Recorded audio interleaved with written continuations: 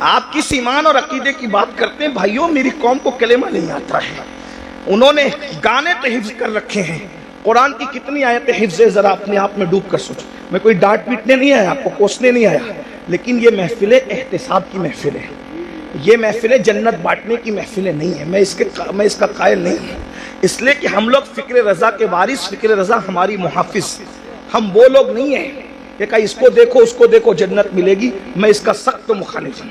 جو قوم غسل جنابت سے نہ واقف ہو، تم اس کو کیا جنت بانٹ رہے ہو، بیوقوف بناتے ہو۔ اللہ کو ہمیں منہ نہیں دکھانا ہے، خدا کو کیا منہ دکھاؤ گے؟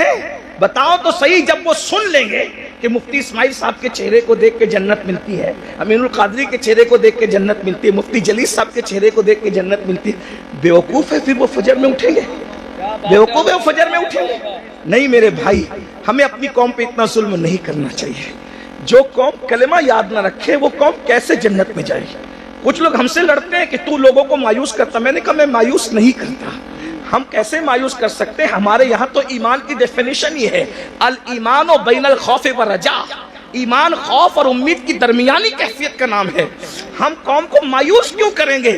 لیکن جو قوم اتنی بے باک ہو چکی ہو کہ بڑی معذرت کے ساتھ، یہاں کے حالات ایسے نہیں ہوں گے لیکن ہم پورا ہندوستان گھومتے ہیں اور بڑی بات نہیں کرتے، دنیا میں بھی جاتے ہیں ہندوستان کے علاوہ۔ لوگ اتنے غافل ہو گئے اپنے دین سے کہ جن کی نگاہ پاپ سے اس کی سگی سالی محفوظ نہیں ہے، اس قوم کو ہم چہرے دکھا کے کیا جنت بانٹیں گے؟ جس قوم کی نگاہ سے اس کی چچازاد بہن محفوظ نہیں ہے، ہم اس قوم کو کیا جنت کی بشارتیں دیں گے؟ میرے بھائیوں حالات اتنے دردناک ہیں۔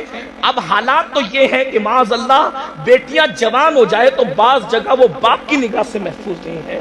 اتنی غفلت کا حال ہے، خشیت اتنی اٹھ چکی ہے، خشیت ربانی اٹھ چکی ہے۔ میں جانتا ہوں ہم گراؤنڈ ریئلٹی کے لوگ ہیں، ہم گراؤنڈ زمینی حقائق والے لوگ ہیں، ہم لوگ جانتے ہیں حالات کے تقاضے کو۔ لوگ ہمارے پاس آ کر کے باتیں کرتے ہیں، بعض بچیاں طلاق پا کر کے گھر آئی ہے تو باپ نے باپ کی نظر ڈالی ہے، بعض جو ہے وہ بہویں جوان سسر کی نگاہ سے محفوظ نہ رہ سکی ہے۔ یہ حقائق ہے، زمینی حقائق یہ ہے میرے۔ کہاں وہ تقویٰ تھا، کہاں وہ تقویٰ، کہاں وہ تقویٰ کہ سیدنا عمر ابن خطاب جیسی ہستی جنہوں نے رسول اللہ کی زیارت کی ہے، اور خوف کا عالم یہ ہے کہ چہرے پر آنسوؤں کے نشان ہے۔ علامہ ابن الجوزی اپنی کتاب میں لکھتے ہیں کہ ایک مرتبہ فاروق اعظم اپنے گھر کے دروازے پر بیٹھے، فاروق اعظم گھر کے دروازے پہ بیٹھے ہیں اور چہرہ گلی کی طرف کیا ہوا ہے، ذرا غور سے اور دروازے پہ بیٹھے ہیں۔ ایک صحابی آتے ہیں، چلے جاتے ہیں سلام کر کے، کچھ دیر کے بعد آتے ہیں تو فاروق اعظم اسی طرح دروازے پہ بیٹھے ہوئے ہیں۔ وہ لوگ بھی کیا لوگ تھے، یہ نہیں دیکھا کہ فاروق اعظم ہے، یہ نہیں دیکھا عمر ابن خطاب ہے، یہ نہیں دیکھا کہ رسول اللہ کے صحابی ہیں۔ جب دیکھا کہ دروازے کی طرف رخ کر کے بیٹھے ہیں، وہاں کسی کی رعایت نہیں تھی، کیونکہ وہ لوگ سب سے پہلے شریعت کے مرید تھے، بعد میں کسی کے مرید تھے۔ وہ لوگ سب سے پہلے شریعت کے معتقد تھے، بعد میں کسی اور کے معتقد تھے۔ فاروق اعظم کو دروازے پہ بیٹھا دیکھ کر ایک عام صحابی ٹوکتے ہیں، عمر اب تم بھی دروازے پہ بیٹھو گے رستے کی طرف منہ کر کے؟ آپ دروازے پر کیوں بیٹھے رستے کی طرف منہ کر کے؟ ہم تو کسی کو روک بھی نہیں سکتے، ٹوک بھی نہیں سکتے، اس لیے کہ ہمیں معاذ اللہ ثم معاذ اللہ اللہ کی رضا سے زیادہ کسی اور کی رضا پیاری ہو گئی ہے کہ اس قوم کی تباہی سے اس قوم کو اب کوئی نہیں بچا سکتا۔ جو خالق کو تو ناراض کر سکتی ہے مگر مخلوق کو ناراض نہیں کر سکتی۔ میرے بھائی ہاں، اگر کسی غریب کے ہاتھ میں سونے کی انگوٹھی ہم دیکھتے ہیں اس کو اتروا لیتے ہیں، کیا کسی کونسلر کے ہاتھ سے بھی ہم انگوٹھی اتروانے کی ہمت رکھتے ہیں؟ کیا کسی مالدار کے ہاتھ سے بھی ہم کڑا اتروانے کی ہمت رکھتے ہیں؟ سارا قانون تو ہم نے منہ دیکھ کر کے بنایا ہے۔ بہت معذرت کے ساتھ، اسلام صرف اسلام ہے، اسلام صرف اسلام ہے، اسلام حقیقت ہے۔ غریب کے لیے شریعت کا قانون ایک ہے۔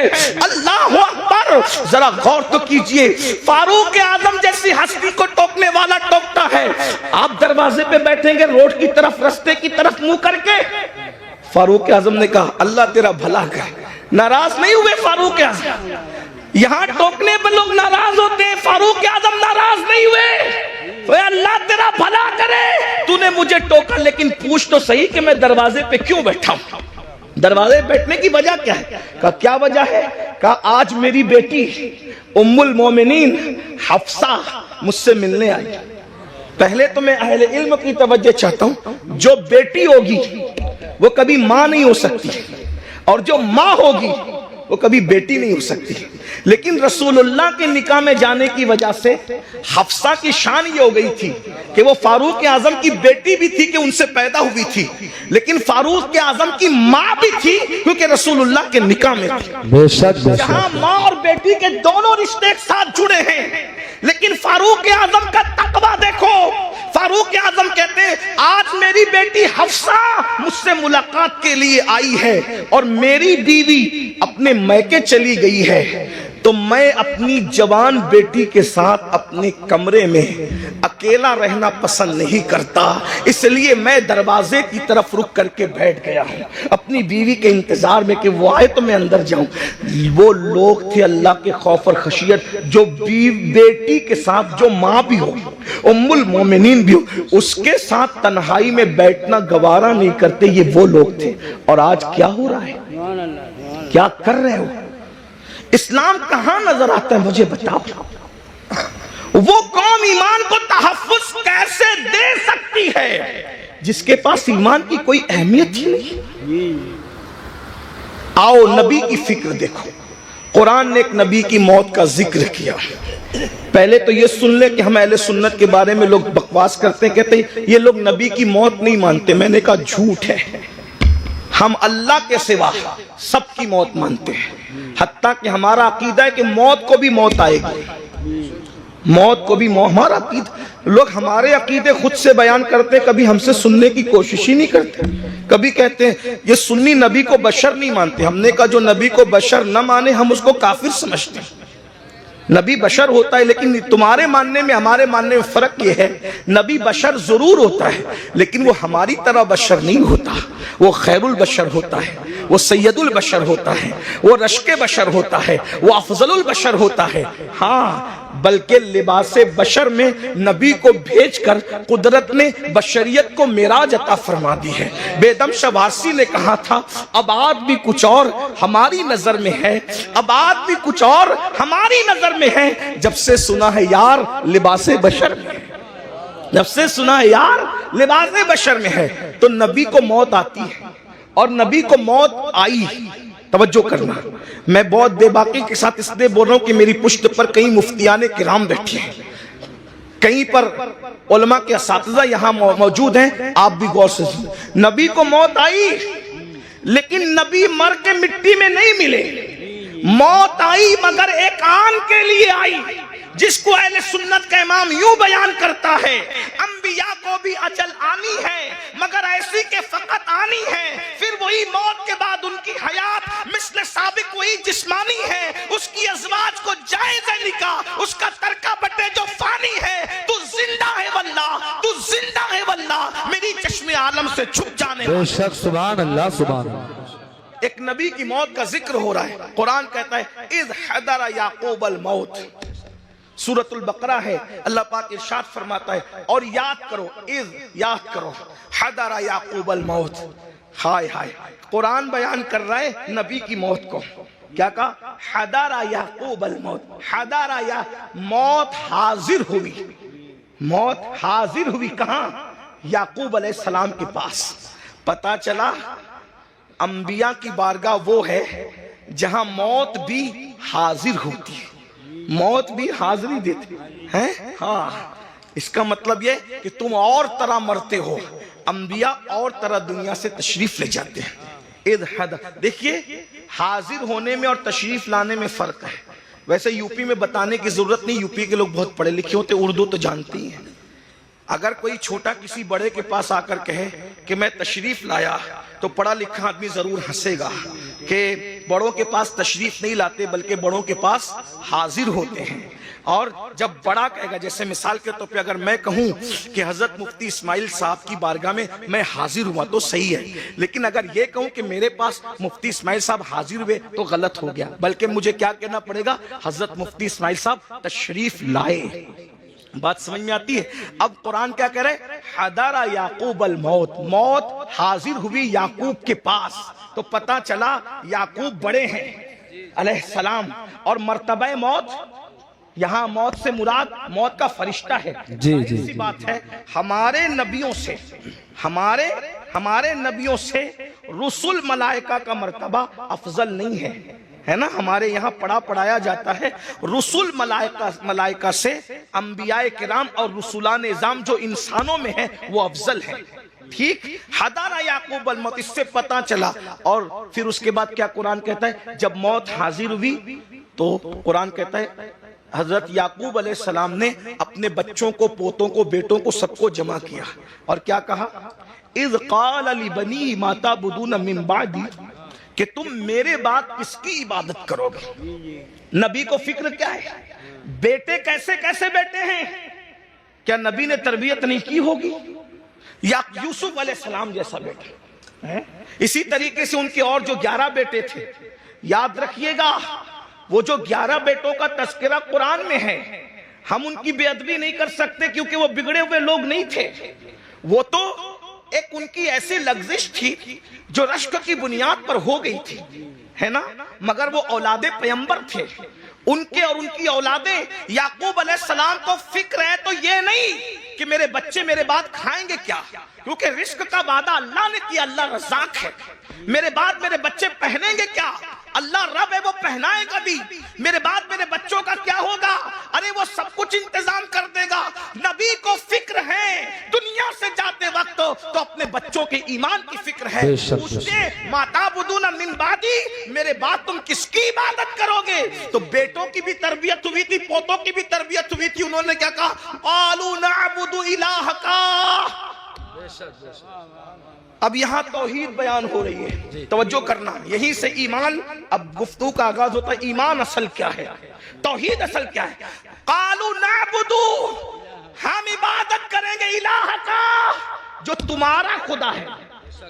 یہ نہیں کہا اللہ کی عبادت کریں گے، یہ نہیں کہا اللہ کی عبادت کریں گے، کیا کہا؟ الہ کا، آپ کے خدا کی عبادت کریں گے۔ وہ الہ آبائی کا، اور آپ کے باپ داداؤں کا جو خدا ہے۔ اور پھر تشریح آ گئی اسماعیلہ ابراہیم و اسماعیل و اسحاق، جو ابراہیم کا خدا ہے، جو اسماعیل کا خدا ہے، جو اسحاق کا خدا ہے۔ توحید بیان ہو رہی ہے مگر نری بیان نہیں ہو رہی ہے، بلکہ توحید اللہ والوں کے ذریعے سے بیان ہو رہی ہے۔ پتا چلا وہ توحید شیطانی توحید ہے جس میں کہا جاتا ہے اللہ کو مانیں گے اور کسی کو نہیں مانیں گے۔ قرآنی توحید یہ ہے الہ کا و الہ آبائی کا، ابراہیم و اسماعیل و اسحاق، یعنی کہ جو آپ کا خدا ہے۔ پتا چلا اگر یہ کہتے کہ خدا کی عبادت کریں گے تو بعد میں لوگ ڈھونڈتے کون سا خدا، کون سا خدا، کون سا خدا، لیکن کہا الہ کا، اے یعقوب تم جس کی عبادت کرتے رہے ہم اسی خدا کی عبادت۔ نعرہ تکبیر، نعرہ رسالت، مسلک اعلی حضرت، جشن دستار بندی، سبحان اللہ ماشاءاللہ۔ اب یہاں لوگ ہم سے کہتے ہیں تم تو صرف نبی نبی نبی نبی کرتے رہتے ہو، تم اللہ کا ذکر نہیں کرتے۔ میں نے کہا یہ بھی اللہ کی سنت ہے، کیا بات ہے، یہ بھی اللہ کی سنت ہے کہ اللہ نے اپنا تعارف کہیں اکیلے نہیں کرایا، اپنا تعارف ہمیشہ اپنے مقبول بندوں کے ذریعے سے کرایا۔ سبحان اللہ۔ آئیے میں چونکہ مدرسے کی محفل ہے تھوڑی مشکل بات کر دوں، علماء کی برکت سے اللہ آپ کو سمجھا دے گا، آپ کی سمجھ میں آ جائے۔ کچھ لوگ حضور کے پاس آئے اور پوچھنے لگے کہ آپ کا خدا کیسا ہے وہ بتائیے۔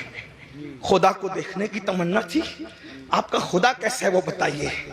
تو وہ پوچھنے لگے آپ کا خدا مٹی کا ہے، سونے کا ہے، چاندی کا ہے، تانبے کا ہے؟ کیونکہ اب تک وہ یہی سب دیکھ رہے تھے نا، تو جو دیکھ رہے تھے وہی دماغ میں گھوم رہا تھا۔ آپ کا خدا کیسا ہے اے محمد صلی اللہ علیہ وسلم؟ ہم اس طرح حضور کا نام نہیں لیتے لیکن انہوں نے کہا تو میں نقل کر رہا ہوں۔ کیا کہا؟ اے مسلمانوں کے پیغمبر، آپ کا خدا مٹی کا ہے، تانبے کا ہے، پیتل کا ہے، کیسا ہے آپ کا خدا؟ تو اللہ نے ایک سورت پورے قرآن میں اپنے لیے خاص کر دی۔ دیکھو اہل سنت لوگ کہتے ہیں ان کو تو نبی کے سوا کچھ نظر نہیں آتا، یہ شرک کرتے ہیں. ہم نے کہا پاگل ہوئے ہو، تم بھی انگریزوں کی پیداوار میں سے پیداوار ہو، قرآن سمجھتے نہیں. اگر تم نے غداری نہ کی ہوتی تو آج امت کا یہ حال نہ ہوا ہوتا. سہارنپور والوں، سہارنپور کے آس پاس والوں، بہت برا کیا تم نے. تمہیں مر کے اللہ کو جواب دینا ہے.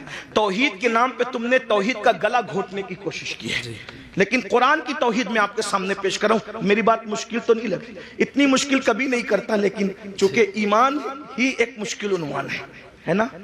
تو اللہ کے نبی سے پوچھا گیا. میں بھی ہو سکتا تھوڑا سبق سنا دوں آپ کو، آپ کے ہمارے علماء کو، تاکہ آپ کو سمجھ میں آئے کہ ایمان کیا ہے، اللہ کیا ہے، اللہ کیا، یہ تو سمجھ میں آئے. تو اللہ کے رسول سے پوچھا، حضور سے پوچھا کہ آپ کا اللہ کیسا ہے، مٹی کا ہے، سونے کا ہے، تانبے کا ہے، پیتل کا کیسا ہے. تو اللہ نے ایک سورت پوری صرف اپنے لیے کر لی. 114 سورتوں میں ایک سورت اللہ کے لیے. ہر سورت میں سب کا بیان ہے. سورہ فاتحہ اتنے مضامین ہیں کہ زندگی ختم ہو جائے مضامین ختم نہ ہو. یہی قرآن کا معجزہ ہے. توریت کے سارے مضامین، انجیل کے سارے مضامین، زبور کے سارے مضامین، صحائف ابراہیم اور تمام انبیاء کے صحیفوں کے سارے مضامین قرآن میں، اور قرآن پورا سمٹ کر سورہ فاتحہ میں آ جاتا ہے. اور سورہ فاتحہ پوری سمٹ کر بسم اللہ میں آ جاتی ہے، اور بسم اللہ پوری سمٹ کر با میں آ جاتی ہے، اور با پوری سمٹ کر با کے نقطے پوائنٹ میں آ جاتی ہے. سبحان اللہ، ماشاءاللہ. اسلام نے 1450 سال پہلے کہا تھا کہ نقطہ بھی بے معنی نہیں ہوتا. اس لیے آج سائنسداں تحقیق کر رہے ہیں کہ نقطے کا مطلب کیا ہے. نقطے کا مطلب، اور مولا علی کہتے تھے وہ با کا نقطہ میں ہی ہوں، با کا نقطہ نہیں. اسی لیے صوفیہ علی کو ناطق قرآن کہتے ہیں، مولا علی کو ناطق قرآن کہتے ہیں. ہاں بات یاد رکھنا، لیکن یہ بھی یاد رکھنا علی ناطق قرآن ضرور ہے، لیکن ابو بکر صدیق کا مقتدی ہے. کیا بات ہے، واہ واہ واہ واہ.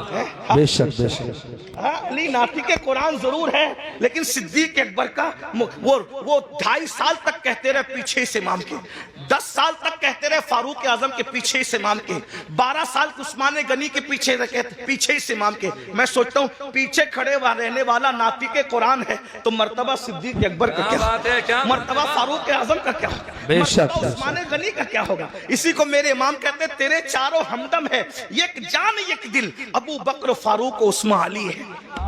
صدق و عدل و کرم و ہمت میں 400 شعرے ہیں ان چاروں کے. ایمان کے بڑے تقاضے ہیں. تو بہرحال 114 صورتیں ہیں. 114 صورتوں میں ہر صورت میں کسی میں جنت کا ذکر ہے تو جہنم کا بھی. ایک بات عرض کروں، آپ بہت اچھے سے سن رہے تو ہمت کر رہا ہوں. قرآن کی یہی شان ہے. ابھی حفظ کی گلے بند دستار ہوگی، ساتھ حافظ بنے. ایک بات آپ کے سامنے رکھو، جس کتاب میں سائنس بیان ہوتا ہے اس میں الجبرا نہیں بیان ہوتا، اور جو الجبرا کی کتاب ہوتی ہے اس کے اندر جغرافی بیان نہیں ہوتا.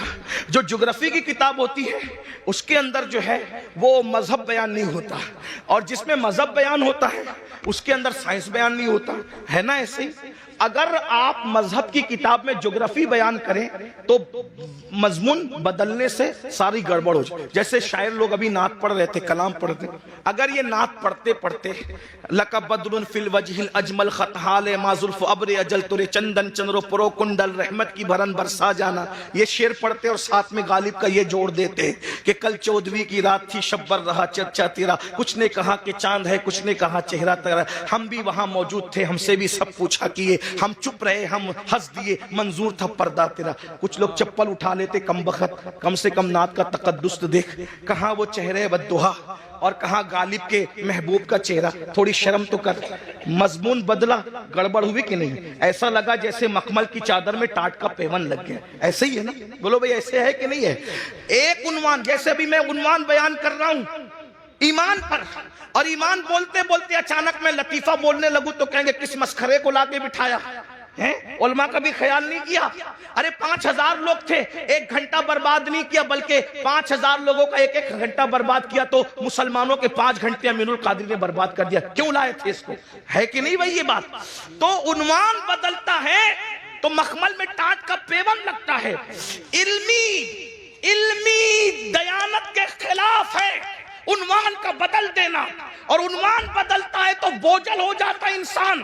موت کے موقع پر شادی کی بات کرنا مزہ نہیں آتا، شادی میں موت کا ذکر کرنا مزہ نہیں آتا، رونے کی محفل میں ہنسانا، ہنسنے کی محفل میں رلانا اچھا نہیں لگتا، بے وقت کی شہنائی اچھی نہیں لگتی۔ مگر قربان، دنیا کی کوئی کتاب ایک ٹاپک پر ہے، مگر یہ صرف اللہ کی کتاب ہے، قرآن قرآن قرآن۔ قرآن کی صورتوں کو دیکھ لو، اللہ اکبر، جنت کا ذکر آ رہا ہے، جنت کی باغوں کا ذکر آ رہا ہے، حوروں کا ذکر آ رہا ہے، غلما کا ذکر آ رہا ہے، محلوں کا ذکر آ رہا ہے، جنت کے اندر نہروں کا ذکر آ رہا ہے، اللہ اکبر، فرشتوں کا ذکر آ رہا ہے، فرشتوں کو کا سلام کرنے کا ذکر آ رہا ہے، ایک دوسرے کے ملنے کا ذکر آ رہا ہے، حوروں کا ذکر آتا ہے، بڑی آنکھیں ہیں، جوبنوں کا ابھار ہے، حسن ہے، یہ ہے وہ ہے، کنگن ہے، لباس ہے۔ لیکن یہ بیان کرتے کرتے اچانک پھر جہنم کا ذکر آتا ہے، لیکن عنوان بوجھل نہیں کرتا بلکہ حسن اور بڑھ جاتا ہے۔ اللہ اکبر، یہ کتاب ہے قانون کی کتاب، لیکن اس کے اندر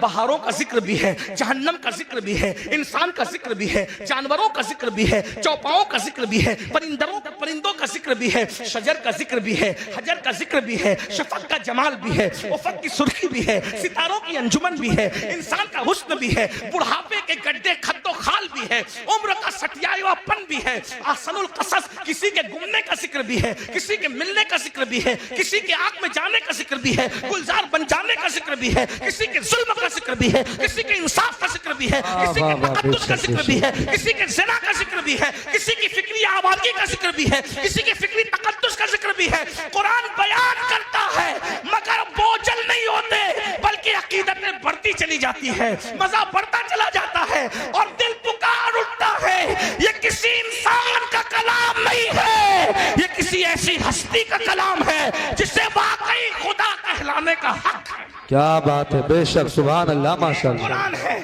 6666 آیتوں میں پوری کائنات بیان کر کے رکھتی ہے، ستاروں کی انجمن بیان ہو رہی ہے، خلائیں بیان ہو رہی ہے، ولایت بیان ہو رہی ہے، نبوت بیان ہو رہی ہے، رسالت بیان ہو رہی ہے، فرعونیت بیان ہو رہی ہے، حمانیت بیان ہو رہی ہے، قارونیت بیان ہو رہی ہے، خلت بیان ہو رہی ہے، موسیٰ کا جلال بیان ہو رہا ہے، نوح کی شجاعت بیان ہو رہی ہے، عیسیٰ کا تکلم بیان ہو رہا ہے، مریم کا تقدس بیان ہو رہا ہے، سب کچھ بیان ہو رہا ہے، زلیخا کا پیار بیان ہو رہا ہے تو مریم کا تقدس بھی بیان ہو رہا ہے، یوسف علیہ السلام کی طہارت بھی بیان ہو رہی ہے۔ توجہ تو کریں، ایک قرآن ہے، سب مضامین کو سمیٹ لیا، بلکہ قیامت تک جتنے مضامین ہم مر جائیں گے لیکن ہماری نسلیں دیکھے گی۔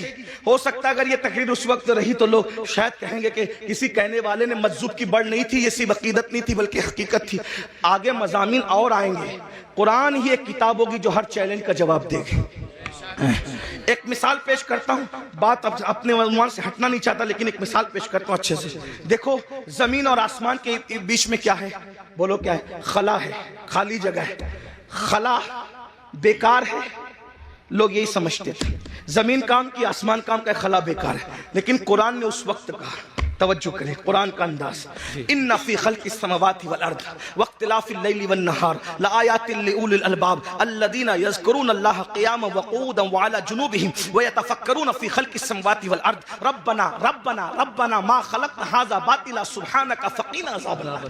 توجہ فرمائیں، اللہ فرماتا ہے دن اور رات کے آنے جانے میں، زمین اور آسمان کے اختلاف میں عقل والوں کے لیے نشانیاں ہیں، اور جو یہ عقل والا دیکھ لیتا ہے، الذین یذکرون اللہ قیاما وقعودا وعلی جنوبہم، جو اللہ کی نشانیوں میں غور کر لیتا ہے، وہ کھڑے ہوتا ہی بھی تو اللہ کا ذکر کرتا، بیٹھتا ہے تو بھی اللہ کا ذکر کرتا، لیٹتا ہے تو بھی اللہ کا ذکر کرتا، اور پھر وہ اس بات کو کہتا ہے یہ خلا، یہ زمین، یہ شفق، یہ افق، یہ سب ستاروں کی انجمن، یہ چاند، یہ چاندنی، یہ سورج کرنیں، یہ سب کیا ہے؟ یہ پودے کیا ہے؟ یہ اللہ کی مخلوق کیا ہے؟ ربنا ما خلقت ھذا باطلا سبحانک فقنا عذاب النار۔ جو واقعی عقل والا کہتا ہے اللہ تو نے کوئی چیز بیکار پیدا نہیں کی، خلا بیکار نہیں ہے، درخت بیکار نہیں ہے، شجر بیکار نہیں ہے، حجر بیکار نہیں ہے، حتیٰ کہ گائے اور جانوروں سے جو گوبر نکلتا ہے وہ بھی بیکار نہیں ہے۔ دیکھو اس وقت تو کوئی سوچ سکتا تھا، اس وقت تو کوئی سوچ سکتا تھا کہ یہ بیکار نہیں ہے۔ آج سیٹلائٹ کا نظام کس سے چل رہا ہے؟ کس سے چل رہا ہے؟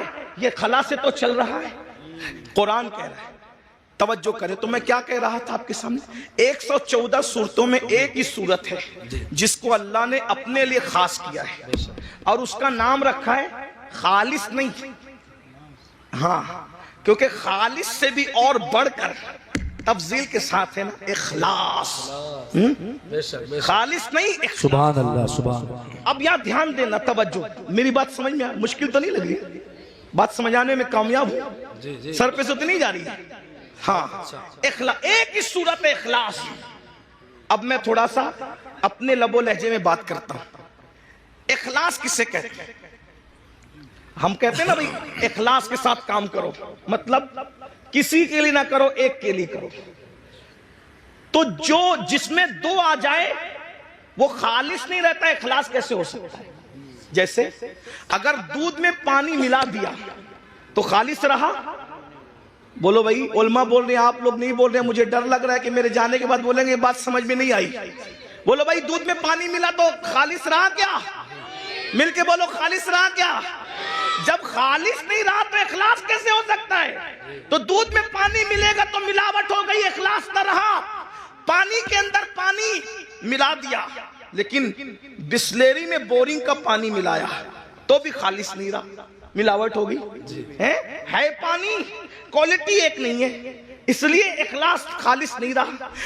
دیسی گھی میں نقلی گھی ملا دیا, دونوں گھی ہے, کہنے میں بھی گھی ہے, لیکن بولو خالص رہا؟ بولو بھائی, خالص کس کو کہتے ہیں؟ جس میں صرف ایک ہوگا, دوسرا نہیں ہوگا. اب جس میں اللہ نے اپنی ڈیفینیشن بیان کی, اپنا پریچے کرایا, اپنا تعارف کرایا, اپنے آپ کو بتایا, اس صورت کا نام رکھا خالص نہیں, اخلاص. یعنی اس میں جہنم کا ذکر نہیں کروں گا. 113 صورتوں میں جنت اور جہنم کا ذکر ہوگا. جب میں اپنے آپ کو بیان کروں گا تو نہ جنت بیان کروں گا نہ جہنم بیان کروں گا. جب میں اپنے آپ کو بیان کروں گا نہ قبر بیان کروں گا نہ حشر بیان کروں گا. جب میں اپنے آپ کو بیان کروں گا نہ زمین بیان کروں گا نہ آسمان بیان کروں گا. حتیٰ کہ جب میں اپنے آپ کو بیان کروں گا نہ موسیٰ کا ذکر کروں گا نہ عیسیٰ کا ذکر کروں گا نہ داؤد کا ذکر کروں گا نہ ایوب کا ذکر کروں گا. مخلوق کا ذکر نہیں کروں گا, کیونکہ میں ہوں. بے شک سبحان اللہ سبحان اللہ. انہو بے شک بے شک انہو وہ وہی ہے. بے شک سبحان وہ اللہ. وہی ہے. جب اپنا ذکر کرانے کی بات آئی تو کہا کسی کا ذکر نہیں ہوگا, کیونکہ یہ صورت اخلاص ہے. جی بتا اب کیا ہے تیرا تعارف, کیا ہے؟ توجہ, جی تیرا تعارف کیا ہے بتا. تو آواز آتی ہے قل. جہاں کسی کا ذکر نہیں کر رہے تھے, پسند بھی نہیں کیا, وہاں شروع کہاں سے کیا؟ قل. اپنے آپ سے پہلے کسی کو کہہ رہے ہیں. کیا کہا جا رہا ہے؟ قل, اے محبوب آپ فرما دو. بے شک بے شک. اے محبوب آپ فرما دو. سبحان اللہ. توحید کیا ہے, ذکر خدا کیا ہے؟ خود خدا ہو کر اپنا ذکر بعد میں کرتا ہے, آمینہ کے لال کا ذکر پہلے. کیا بات ہے. نعرہ تکبیر. آگے سے پیچھے تک ہاتھ اٹھا کے نعرے کا جواب دے.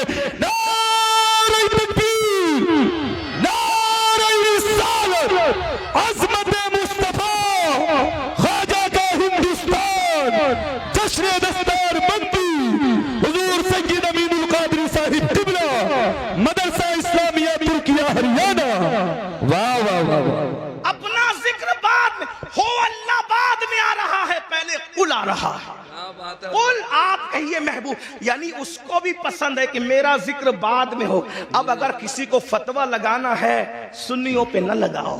جی کیا بات ہے. پہلے قرآن کے خلاف قلم اٹھاؤ, پھر سمجھیں گے کہ تمہاری ماں نے کتنا دودھ پلایا. اور جب قرآن کے خلاف قلم نہیں اٹھا سکتے تو پھر ماننا پڑے گا جو سہارنپور اور ارد گرد والے بیان کر رہے ہیں وہ توحید نہیں ہے, جو بریلی والے بیان کر رہے ہیں وہی توحید ہے. وہی رب ہے جس نے تجھ کو ہمدن کرم بنایا, ہمیں بھیک مانگنے کو تیرا آشنا بتایا. تجھے حمد ہے خدایا, تجھے حمد ہے خدایا. وہ کماری پاک مریم, وہ نفخت فیہ کا دم ہے عجب نشان اعظم, مگر آمنہ کا جایا وہی سب سے افضل آیا, وہی سب سے افضل آیا. یہی بولے سدرہ والے, چمن جہاں کے تھالے سبھی میں نے چھان ڈالے, تیرے پائے کا نہ پایا, تجھے یک نے یک بنایا, تجھے حمد ہے خدایا. ارے او خدا کے بندو, کوئی میرے دل کو ڈھونڈو, میرے پاس تھا ابھی تو, ابھی کیا ہوا خدایا. آیا، نہ کوئی گیا نہ آیا، نہ کوئی گیا نہ آیا،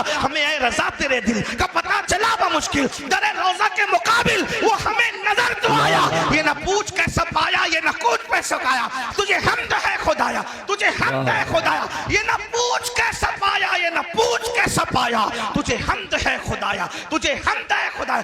حمد بھی ہو رہی ہے تو رسول اللہ کے ذریعے سے ہو رہی ہے۔ یہ کہاں سے ذہن ملا؟ یہ سورہ اخلاص سے ذہن ملا۔ رب فرما رہا ہے ہمارا ذکر بعد میں ہوگا، محبوب تیرا ذکر پہلے ہوگا۔ کیا بات ہے حضرت، سبحان قل، آپ فرما دیجئے۔ پھر کہا جاتا ہے ہو اللہ احد، وہ اللہ ہے اور ایک ہے، سبحان اللہ، سمجھ، وہ بے نیاز ہے، لم یلد ولم یولد، نہ اس کا کوئی بیٹا ہے نہ وہ کسی کا کوئی وہ کسی کا بیٹا ہے، جو بیٹا ہو وہ خدا نہیں ہے، اور جس کا بیٹا ہو وہ بھی خدا نہیں۔ ہم سے کیوں لڑتے ہیں لوگ؟ کہتے ہیں کہ ہمارے فلاں تو وہاں پیدا ہوئے، ہم نے کہا جو پیدا ہوتا ہے وہ خدا ہی نہیں ہوتا۔ ٹھیک ہے بھیا، ہم سے جو لینا ہے سب لے لو، لیکن اعتراف کر لو کہ خدا نہیں تھے۔ کیا بات ہے حضرت، واہ، اعتراف کر لو کہ خدا نہیں تھے، ہم سب خوشی خوشی دے دیں گے، جو دے سکتے ہیں جائز ہے سب دے دیں گے، لیکن مان تو لو لم یلد ولم یولد، خدا وہی ہوتا ہے جو لم یلد بھی ہے ولم یولد ہے۔ بتائیں نا، وہ کسی کا بیٹا نہیں ہوتا اور اس کا کوئی بیٹا نہیں ہوتا، وَلَمْ يَكُنْ لَهُ كُفُوًا أَحَدٌ، اور پھر کیا شان ہے، اس کے ساجھے کا کوئی نہیں ہے۔ یہ میں ہندوستان کے تناظر میں نہیں کہہ رہا ہوں بات، یہ ہمارا مذہب آفاقی مذہب ہے پوری دنیا کے لیے۔ عیسیٰ علیہ السلام کو لوگ عیسیٰ خدا کا بیٹا کہتے ہیں، بیٹا نہیں۔ لوگ کہتے ہیں عیسیٰ پیدا ہوئے، ہم نے کہا پیدا ہوئے تو خدا کیسے ہوئے؟ مریم پیدا ہوئی۔ اسی لیے توجہ کرنا، توجہ، پورے قرآن میں چند لوگوں کی میلاد بیان ہوئی ہے، توجہ ہے، قرآن اٹھا کے دیکھیں، چند لوگوں کی پیدائش اللہ نے بیان کی ہے۔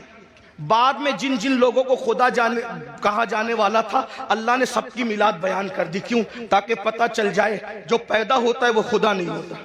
عیسیٰ علیہ السلام کی پیدائش، حتیٰ کہ عیسیٰ علیہ السلام کی امی کے پیٹ میں جو درد اٹھا اس درد کو ہی بیان کر دیا، اتنا پکا بیان کیا تاکہ کوئی انکار نہ کر سکے کہ یہ پیدا نہیں ہوئے تھے۔ کیوں؟ اس لیے کہ پیدائش ہی سے تو جڑ کٹتی ہے شرک کی۔ کیا بات ہے، پیدائش سے تو جڑ کٹتی ہے شرک کی۔ اسی لیے عیسیٰ کی ولادت اللہ نے بیان کیا کہ لوگ عیسیٰ کو خدا نہ کہیں، اور ہم مصطفیٰ جان رحمت کی ولادت اس لیے بیان کرتے ہیں اور ان کا میلاد اس لیے مناتے ہیں کہ کوئی ان کو خدا نہ کہے، اس لیے کہ تو لوگ کہتے ہیں میلاد منانا بھی شرک ہے۔ میں نے کہا ملا جی تھوڑی تو شرم کرو، میلاد اسی کی ہوتی ہے جو خدا نہیں ہوتا۔ جب بنا لیا میلاد تو شرک کیسے ہوا؟ یہ تو شرک کا کاٹ ہے، یہ تو شرک کا توڑ ہے۔ اگر لوگوں کو شرک سے بچانا ہے تو بتاؤ کہ محمد الرسول اللہ پیدا ہوئے، اور پیدا ہوئے کی شان سے ہوئے، پوری میلاد بیان ہوئی۔ بہرحال میں اپنی گفتگو کو سمیٹتے ہوئے اخیر کی طرف آتا، یہ ایمان ہے، یہ توحید ہے، توحید۔ اللہ نے اپنے ذکر سے پہلے اپنے محبوب کا ذکر، ایمان کی اہمیت جانو، اپنے بچوں کو نصیحت کرو، ایمان پلاؤ۔ ڈاکٹر، انجینئر سب کچھ بعد میں بناؤ، خطیب، ادیب، نقیب بعد میں بناؤ، پہلے ایمان پلاؤ۔ اور ایمان کسی کے لیے نفرت نہیں سکھاتا، ایمان تو محبت ہی سکھاتا۔ آج ہمارے گھر میں ایمان کی تعلیم نہیں، ایمانیات کی تعلیم بتاؤ، اور آسان زبان میں بتا دوں، ایمان اگر سکھانا ہے نہیں کچھ آتا نا تو جو سنی عالم دین سنجیدہ طور پہ آپ کے بچوں کو ایمان سکھا سکتا، اس کی کیسٹ، اس کا بیان آپ روزانہ گھر میں 1 گھنٹہ چلاؤ، ایمان مضبوط ہوگا۔ ایمان کی برکت کیا ہے؟ سبحان اللہ۔ اگر انسان کے پاس صرف ایمان ہے تو بھی وہ کامیاب ہے۔ اسی لیے آج ایمان چھینا، یہ جو اسکول کالجز کے اندر محنت کا ہے پہ، اور یہ پتہ ہے کوئی سبجیکٹ پڑھانے پہ محنت ہو یا نہ ہو، الا ماشاءاللہ جو بڑی بڑی کالجز ہیں، بڑے بڑے ادارے ہیں، اس میں یہ سبجیکٹ پہ محنت ہوتی ہے کہ اگر تم مسلمان ہو تو تمہارا ایمان کیسے چھینا جائے۔ اسی لیے لڑکے سائنس ٹیکنالوجی پڑھ کے خدا کے وجود کا انکار کر رہے ہیں، اسلام پہ سوال نشان۔ اور ایک بات اور عرض کروں، یہاں علماء سے کبھی دور مت ہونا۔ آج علماء بیزاری کی ایک مہم چلائی جا رہی ہے، اس لیے کہ دنیا جانتی ہے جس دن یہ علماء سے دور ہو جائیں گے ان کا ایمان چھیننا آسان ہو جائے گا۔ ہاں، اور ایمان چھیننے کے لیے ایک تو دنیاوی ادارے ہیں، پڑھ لکھ لے رہے ہیں تو کہتے ہیں خدا ہے تو اس کا وجود کہاں ہے۔ میں آپ سے کہنا چاہتا ہوں کہ خدا کا وجود ہے، اس سے بڑا ثبوت کیا ہوگا کہ خدا کو سب لوگوں نے بن دیکھے کا خدا ہے، لیکن ایک ہستی اللہ نے ایسی بھیجی جو آ کر کہتا ہے انی رأیت ربی، میں نے اپنے رب کو دیکھا. اور وہ کون ہے؟ وہ ہمارا نبی ہے. بے شک بے شک. ہمارے آقا نے اللہ کو سبحان دیکھا. اللہ. اور حضور اتنے سچے تھے، حضور اتنے سچے تھے کہ ان کی سچائی کی گواہی ان کے دشمنوں نے بھی دی. یہاں ایک بات اور عرض کر دوں آپ سے، حضور کتنے سچے تھے تھوڑا سمجھنا.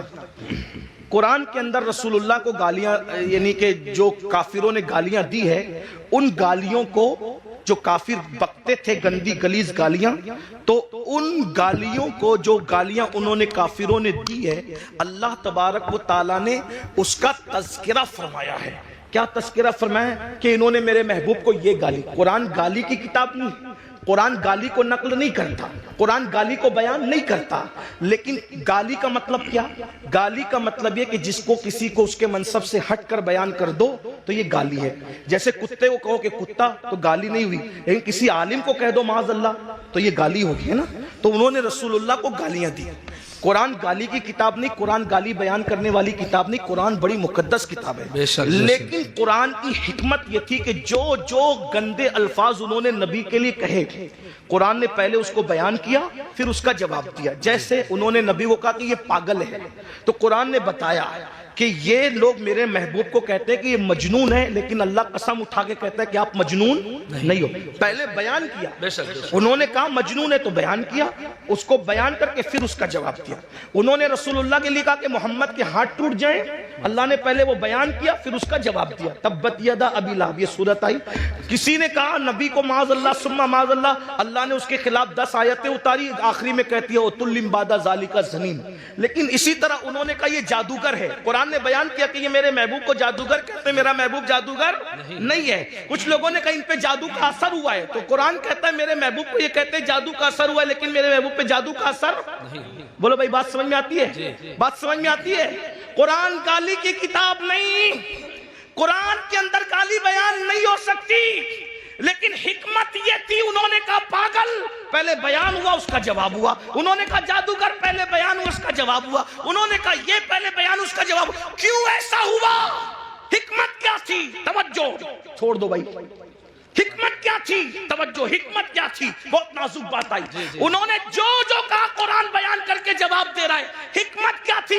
قیامت تک کے مسلمانوں سن لو، انہوں نے نبی کو مجنون تو کہا، نبی کو جادوگر تو کہا، نبی کو معاذ اللہ پاگل تو کہا، خبیثوں نے بکواس کی، لیکن اتنی گندی گندی باتیں کرنے کے باوجود یہ نبی کو جھوٹا نہ کہہ سکے، اس لیے کہ نبی اتنے سچے تھے کہ ان کی سچائی کی گواہی یہ گنڈے بھی دیا کرتے. سبحان اللہ سبحان اللہ. بے شک بے شک. اب اتنا سچا نبی، توجہ، اتنا سچا نبی جس خدا کے وجود کی گواہی دے، اس سے بڑی سچائی کیا ہو سکتی ہے نا. تو اللہ کا وجود ہے، یہ آسمان، یہ زمین، یہ ستارے، یہ سیارے، یہ سب بتا رہے ہیں. آج کالج اور اسکول بعض سب سے نہیں الہات پھیل رہا ہے. اسی طرح بچیاں ورگلائی جا رہی ہے، مرتد ارتداد کی طرف جا رہی ہے. بچیاں، بچے ارتداد کی طرف جا رہے ہیں. وجہ مختلف وجوہات ہیں. نمبر 1، ہم نے اپنے بچوں کو سب سکھایا. میرا وقت پورا ہو رہا ہے، آپ توجہ فرمائیں، میں بات سمیٹ رہا ہوں. بچوں کے ارتداد کی وجہ سب سکھایا، ایمان نہیں سکھایا، دین نہیں سکھایا. دیکھو ہمارے یہاں دین نہیں سکھایا جاتا، نتیجہ بچیاں پڑھ لکھ لے رہی ہے، دوسروں کے بہکاوے میں آ رہی ہے. چھوٹا سا چٹکلا چھوڑتے ہیں. اسلام میں تو عورت کو پردے کے لیے کہا جاتا ہے. میں نے کہا پردے کے لیے کہا جاتا ہے تو کیا کہا یہ ظلم ہے. میں نے کہا پاگل ہوئے، ہمارے یہاں عورت کا دوسرا نام جنت ہے. کیا ہے؟ جنت. جنت کسے کہتے ہیں؟ جنت کسے کہتے ہیں؟ آپ لغت اٹھا کے دیکھیں تو پتہ چلے گا. جن اور جنت دونوں کا مادہ ایک ہے. ٹھیک؟ جن کو جن کیوں کہتے ہیں؟ کیونکہ وہ مخلوق چھپی ہوئی ہے. اور جنت کو جنت کیوں کہتے ہیں؟ کہ وہ بھی چھپی ہوئی ہے. تو جو چھپی ہوئی ہو اس کو جنت کہتے ہیں، ہے نا. ہمارے یہاں بیٹی پیدا ہو تو ماں باپ کے لیے جنت، جوان ہو کر کے نیک بیوی بن جائے تو شوہر کے لیے جنت، ماں بن جائے اس کے قدموں میں جنت. تو جو جنت ہوتی ہے وہی تو چھپائی جاتی ہے.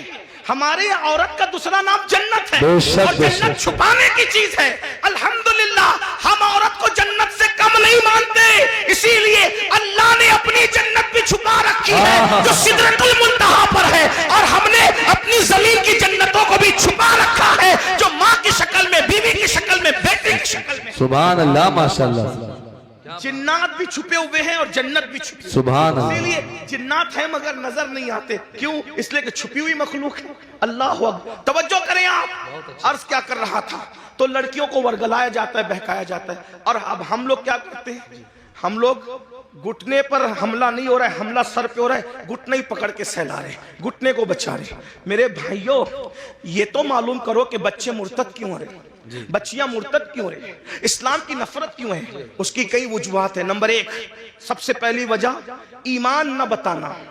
جب بچوں کو ایمان پتہ ہی نہیں ہوگا تو وہ ایمان بچائیں گے کیسے.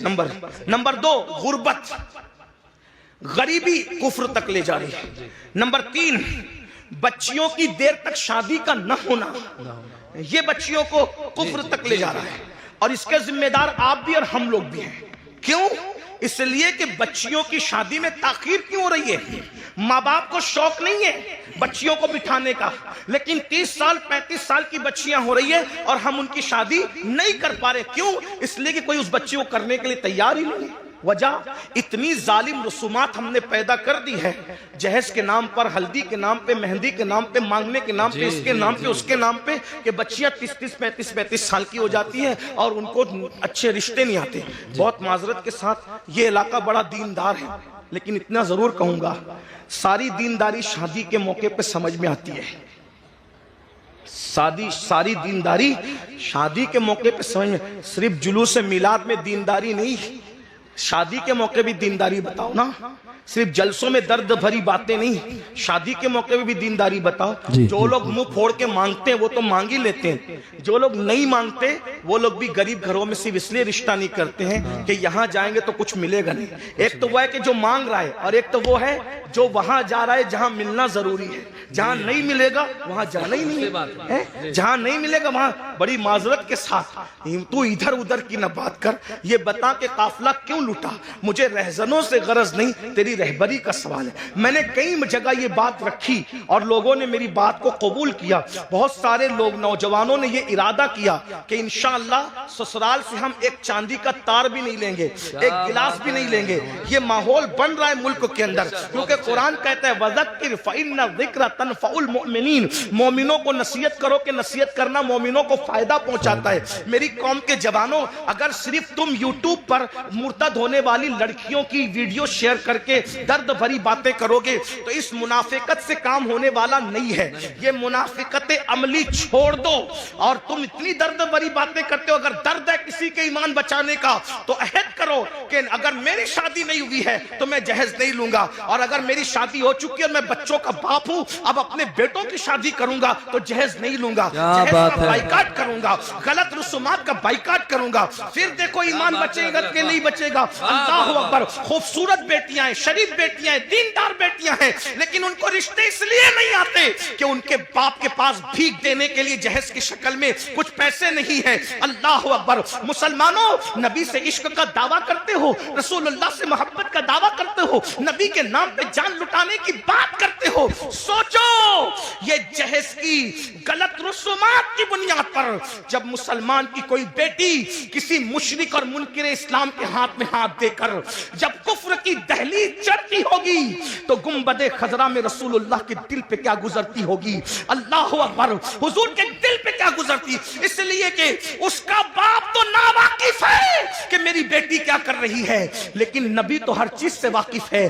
جس کی ذات سے, جس کی نگاہ سے خدا کی ذات نہ چھپی, اس کی نگاہ سے کسی مسلمان بیٹی کا مرتد ہونا کیسے چھپ سکتا ہے. افسوس ہے مسلمانوں, مراد آباد اور گرد نواح میں رہنے والے مسلمانوں, وہ رسومات پہ لعنت ہو جو رسومات ہماری بیٹیوں کو کفر تک لے جا رہی ہے، شرک تک لے جا رہی ہے۔ بتاؤ، ہر سال حج کرو، ہر سال عمرہ کرو، مسجد بناؤ، مدرسے بناؤ، بڑی بڑی داڑیاں رکھو، خوبصورت ٹوپیاں پہنو، قادری، چشتی، نقشبندی، رفائی، یہ سارے ٹائٹل لگاؤ، اور پھر بچیوں کے مرتد ہونے کی فکر نہ کرو، ان کے ایمان جانے کی فکر نہ کرو۔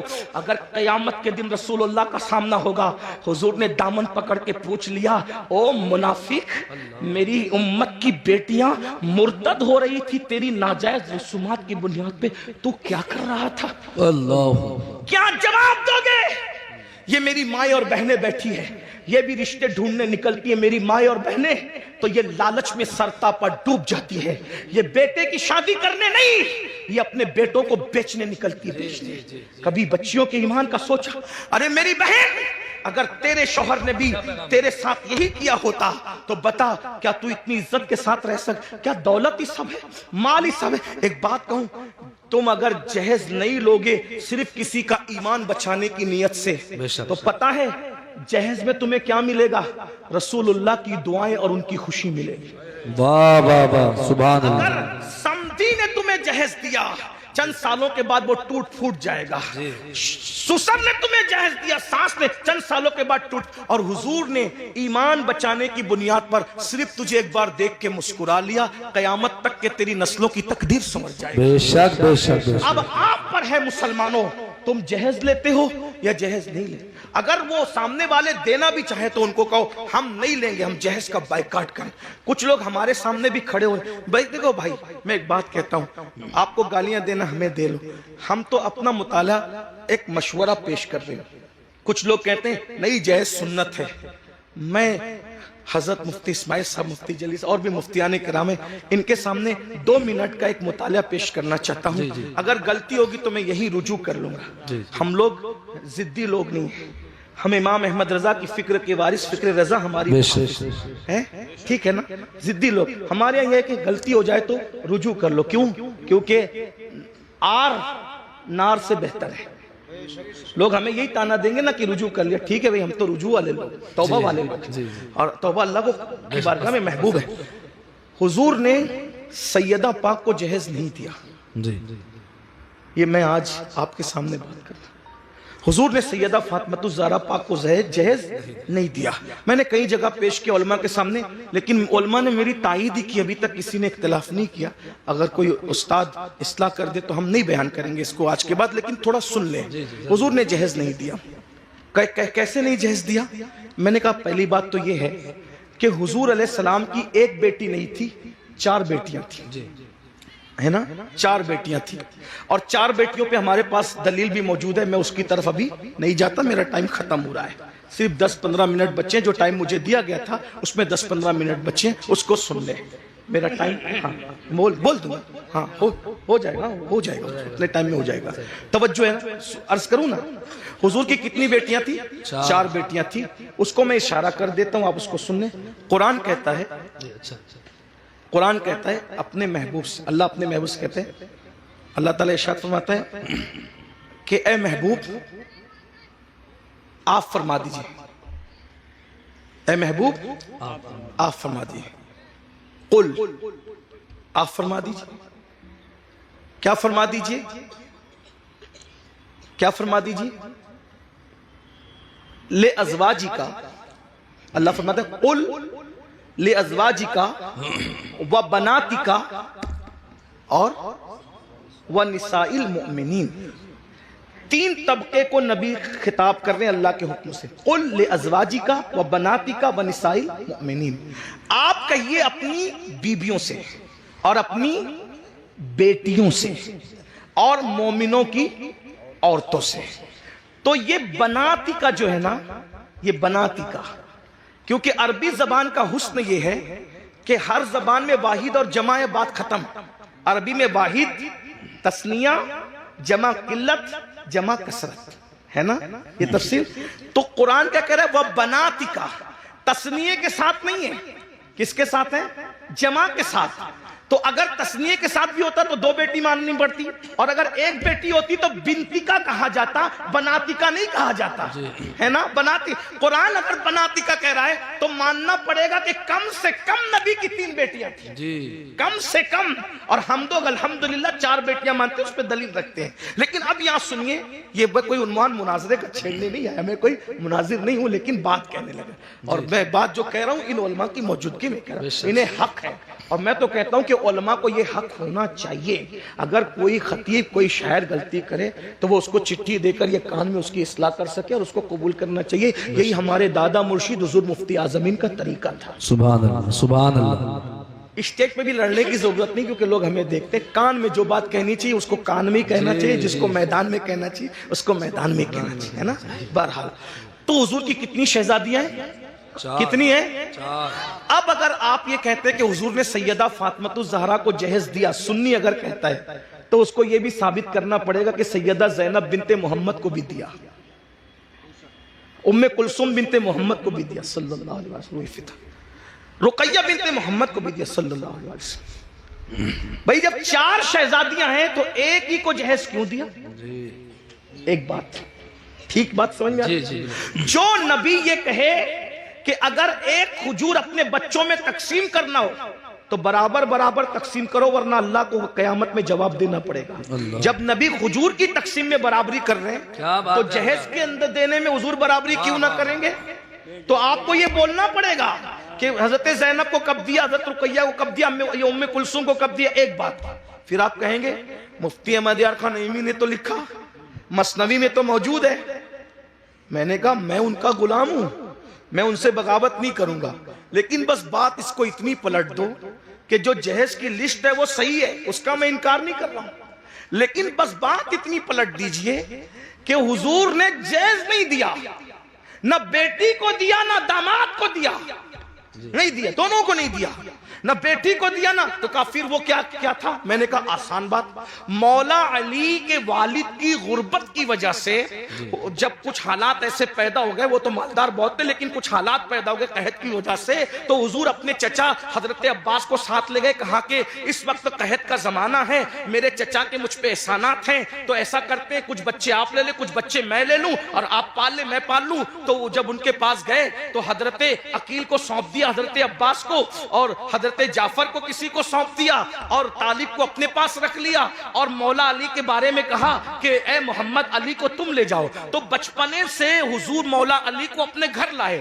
تو مولا علی کو بچپنے سے 4 سال 3 سال کی عمر سے پالا پوسا بڑا کیا، خوشیاں غم کپڑے لتے سب نبی نے دیے، بتائیں بچپنے سے حضور نے پالا۔ اب اگر مولا علی کا نکاح سیدہ فاطمہ کے ساتھ نہ بھی ہوتا تو مولا علی کو جس نے پالا پوسا بڑا کیا، کپڑے لتے سب تربیت سب کی، جب اپنے بھائی کی شادی حضور کر رہے ہیں تو مولا علی کا خود کا گھر نہیں تو گھر دلانا کس کی ذمہ داری ہے؟ اس نئے گھر میں سامان پہنچانا کس کی ذمہ داری ہے؟ بھائی بچپنے سے جس نے پالا ہے اسی کی تو ذمہ داری ہے۔ تو حضور علیہ السلام نے نہ داماد کو دیا نہ بیٹی کو دیا، وہ داماد ہی نہیں تھا، وہ چچا صاحب بھائی بھی تھا۔ جب رسول اللہ نے دیکھا کہ میرے بھائی کا کوئی گھر نہیں ہے تو بھائی کے لیے گھر کا بھی انتظام کیا، اور گھر میں کوئی سامان نہیں ہے تو بھائی کا گھر بسانے کے لیے سامان کا بھی انتظام کیا۔ لوگوں نے اس کو غلطی سے سمجھ لیا کہ داماد کو نہیں دیا بھائی، وہ اپنے بھائی کو دیا، اور اگر تم بھائی کو دیتے ہو تو ہم تمہاری پیشانی چومنے کے لیے تیار ہیں۔ اگر بھائی حضور نے بھائی کو دیا داماد کو نہیں دیا، 2 رشتے تھے نا، اس لیے دھوکہ ہو رہا ہے۔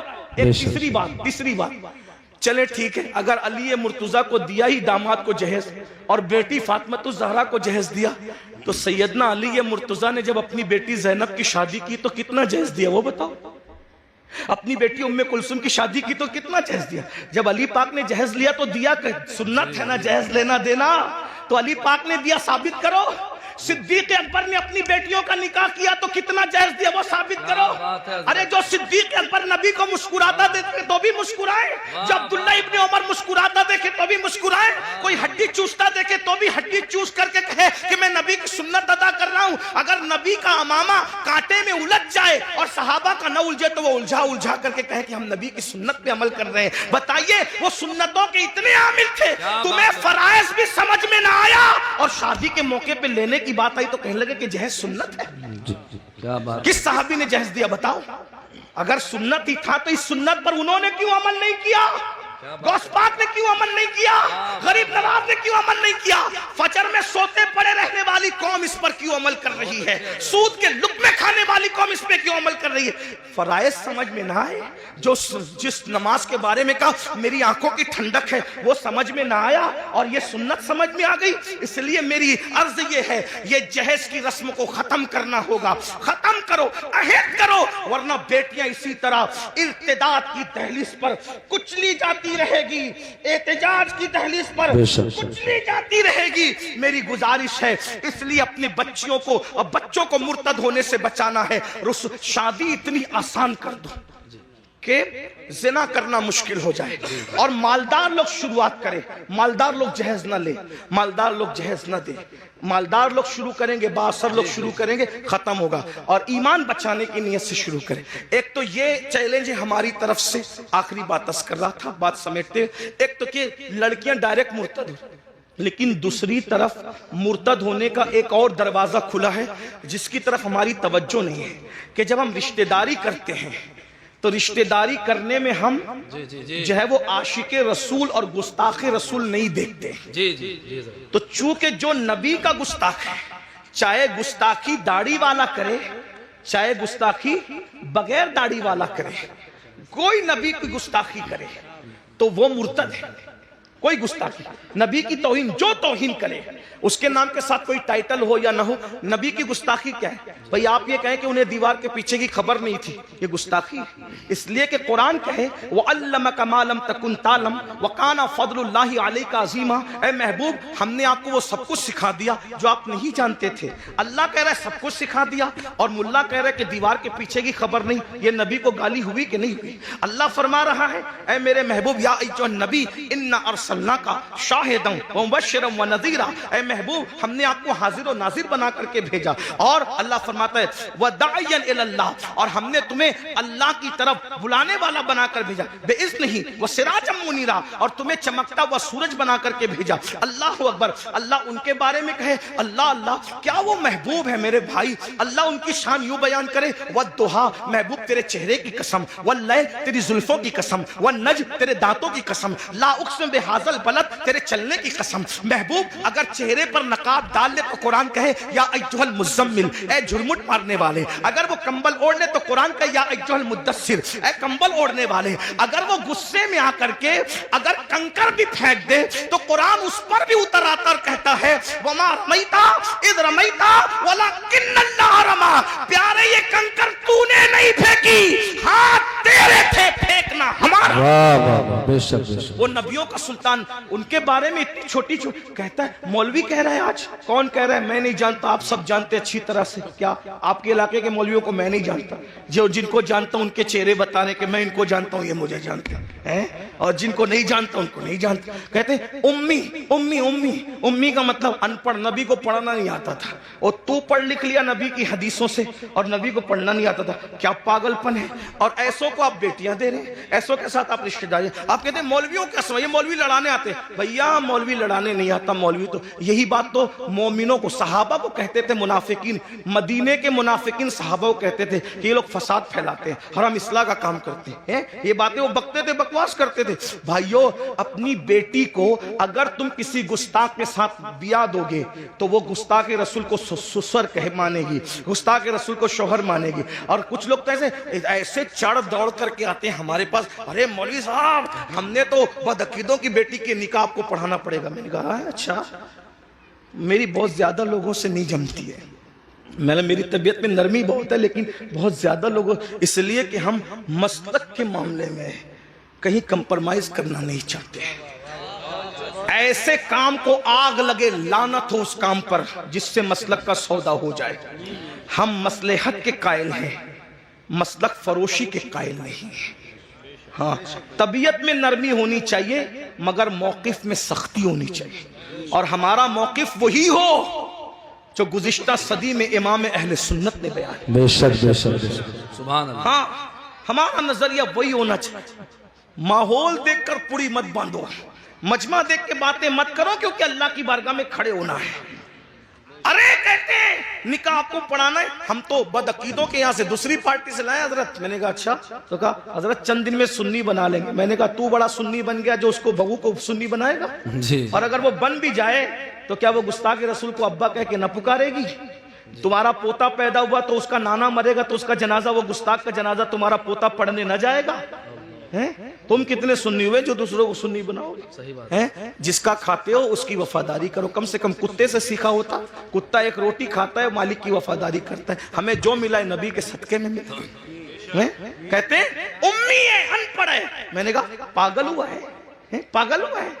पागल है? कैसी बात करता है? उम्मी है, अनपढ़ है। हुजूर अनपढ़ नहीं थे। उम्मी की तो तशरीह आशिकों ने बहुत की है। उम्मुल कुरा में पैदा हुए इसलिए उम्मी थे। अल्लाह के सिवा किसी से नहीं पढ़े इसलिए उम्मी थे। अल्लाह के अलावा उनका कोई उस्ताद नहीं है। और ये शान सिर्फ रसूलुल्लाह की है। अपने जैसे किसी बशर से उन्होंने नहीं पढ़ा। अर्रहमान अल्लमल कुरान, रहमान से उन्होंने पढ़ा। अल्लमल इंसान अल्लमहुल बयान, खलकल इंसान अल्लमहुल बयान। अल्लाह ने इंसान को पैदा किया और इल्म बयान सिखाया। वअल्लमका मा लम तकुन तालम। मेरे इमाम कहते हैं ऐसा उम्मी किस लिए मिन्नत कशे उस्ताद हो? ऐसा उम्मी किस लिए मिन्नत कशे उस्ताद हो? क्या किफायत उसको इकरा रब्बुकल अकरम नहीं? क्या किफायत उसको इकरा रब्बुका? और उम्मी का एक माना माँ वाला भी होता है कि मेरे नबी माँ वाले थे, यानी माँ होने की एतबार से मेरे नबी की माँ जैसी थी, वैसे किसी की माँ हो भी नहीं सकती। हुजूर माँ वाला, मतलब माँ वाला, उम्मुल कुरा वाला, माँ वाला। उम्मुल किताब वाला भी उम्मी होता है, क्योंकि कुरान का एक नाम उम्मुल किताब भी है। उम्मुल किताब। अब आप कहते हैं अनपढ़। मैंने आखिरी बात कर दूं, चिट्ठियां इसलिए कर दूं वरना खत्म कर रहा। लोग क्या कह रहे हैं? क्या कह रहे हैं? ये लोग आपकी बस्तियों में रहते हैं, उन उम्मी थे अनपढ़। मैंने कहा भाई उम्मी थे, अल्लाह के शागिर्द थे, अल्लाह से पढ़ा था, लेकिन हुजूर का ये फरमान नहीं सुना। आका फरमाते अना मदीनतुल इल्म। आका ने क्या फरमाया? अना मदीनतुल इल्म। अनपढ़ कह रहे हो नबी को, नबी कह रहे मैं इल्म का शहर हूं। वो अली जुन बाबूहा, और अली उसका दरवाजा है। नबी ने क्या कहा? मैं इल्म का, बोलो मैं इल्म का, मैं इल्म का शहर किसको कहते हैं? आपके गांव का नाम क्या है? हरियाणा। हरियाणा। ये क्या है? बोलो भाई, जो समझ में आ रहा है बोल दो, इस्लाह हो जाएगी। ये क्या है? शोरूम जाना होता है तो कहां जाते हो? मुरादाबाद है। और मुरादाबाद में नहीं मिलता तो कहां जाते हो? दिल्ली। और दिल्ली में सब मिल जाता है। क्यों? शहर की तारीफ बहार शरीयत में, जहां जुमा के कयाम के लिए बहस आई है, फतावा रज़विया में भी, बहार शरीयत में भी एक शहर का होना भी बयान किया गया। जी जी जी जी जी। शहर का होना भी बयान किया गया है कि शहर का, यानी शहर का होना, शहर और शहर की तारीफ क्या बयान की? शहर की तारीफ में एक बात ये भी बयान की कि जिसमें बाजार हो, जिसमें हाँ बाजार हो। बाजार उर्दू की किताब है, बारे शरीयत उठा के देख ली, आलिम बनाने वाली किताब है। और तो फतावा रज़विया में भी है। जुमा के लिए शहर हो, और शहर के लिए एक बात ये भी है, निशानी शहर की क्या है? उसमें क्या हो? बोलो भाई क्या हो? बाजार। और बाजार जो होता है ना शहर का, उसमें सब मिलता है। बोलो भाई क्या मिलता है? बाजार में। दिल्ली में आप बाजार में जाएंगे ना तो कोई ये नहीं कहेगा कि ये नहीं मिलता, क्योंकि एक बाजार नहीं होते, कई बाजार होते हैं, है ना? ये नहीं मिला तो वहां नहीं मिला। और मुंबई, दिल्ली से बड़े बड़े शहर में बड़े बड़े बाजार होते हैं। अब सुनना, नबी क्या कह रहे हैं? अना मदीनतुल इल्म। मैं इल्म का गांव नहीं हूं, इल्म का शहर हूं। और शहर में हर चीज मिलती है। और बता, अगर हर इल्म चाहिए मेरे पास आओ।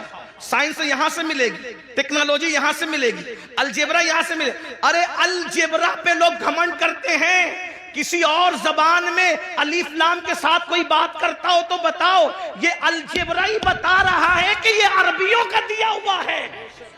ये अलजेब्रा ही बता रहा है कि ये अरबियों का। नबी कहने मैं इल्म का शहर हूं। जैसे शहर में सब मिलता है, वैसे मेरे यहाँ हर इल्म मिलता है।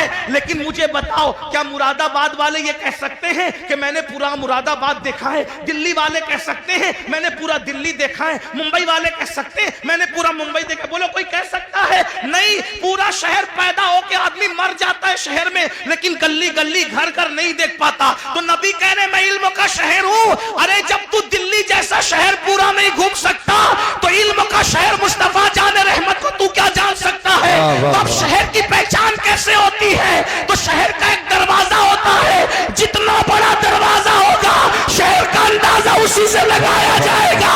नबी कह रहे हैं अना मदीनतुल इल्म, मैं इल्म का शहर हूँ।